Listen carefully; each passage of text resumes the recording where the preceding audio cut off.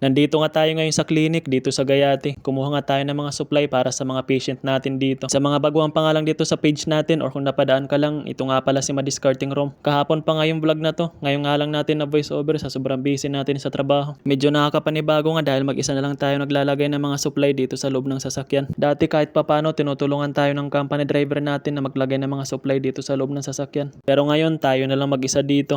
Medyo nahirapan pa nga tayo dyan sa paglalagay ng mga supply. Sabay-sabay nga nag-request ng mga supply yung mga nurse natin dito sa Gayati. Kaya para magkasya lang, tinanggal ko nga sa box para madala natin lahat. Habang ipinapasok nga natin itong mga supply dito sa loob ng sasakyan, grabe nga yung pawis natin dyan. Sobrang init na kasi ngayon dito. Para may katabi kang apoy na nagliliyab. Yun nga yung naranasan natin sa mga oras na yan.